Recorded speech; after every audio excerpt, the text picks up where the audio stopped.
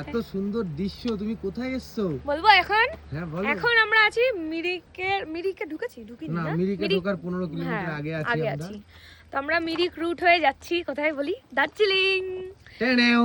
Yes, এই বছরে দ্বিতীয়বার আমি পাহাড়ে যাচ্ছি, জীবনে প্রথম। যে প্রথমে তো গেছি বছরের শুরুতে, তারপরে আবার এখন যাচ্ছি পাহাড়ে, কারণ আমার বর্ষা তো সমুদ্রে নিয়ে যায়। কেমন লাগছে বলো? এই মজা লাগছে। এই মজা লাগছে? দেখো, দেখো ভিউটা দেখো, সরো একটু। মেঘ আর মেঘ।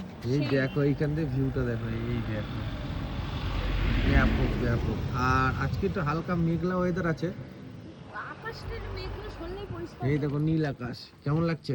খুব ভালো লাগছে। বান্ধবী, তোমার কেমন এই যে লাগছে? হেভি, আমাদের প্রথম ট্যুর একসাথে। ইয়েস, আমাদের চারজন আমরা। আমাদের ওই যে ওই দেখো চলে গেছে, যে যার কাজ করতে ব্যস্ত। অসভ্য তোমরা তো। একটা জিনিস দেখবা, এটা আমার খুব ভালো লাগে। রাস্তা দেখে আসবা। হ্যাঁ এক সেকেন্ড দাঁড়াও, মারো হ্যাঁ, দাঁড়াও। এত জোর নাই আমার ফুটতে, হালকা হালকাই উঠবে। টিকটিক। কেমন মজা হচ্ছে তো? ইয়েস, আমার খুব ভালো লাগছে। শোনো, আমি প্রথমে ভেবেছিলাম, সবাই বলছিল যে দার্জিলিং এর পাহাড় এরকম খাড়া পাহাড়, এই ওই সেই। মানালিতে গিয়ে ওই ভিউ নেওয়ার পরে না এখন মজা লাগছে, এই দৃশ্য দেখে সুন্দর। তোমার কিন্তু বাঙালিরা উল্টা পাল্টা করে। কেন? হ্যাঁ, তুমি বাঙালির একটা সুন্দর দৃশ্য, দার্জিলিং একটা আবেগের জায়গা।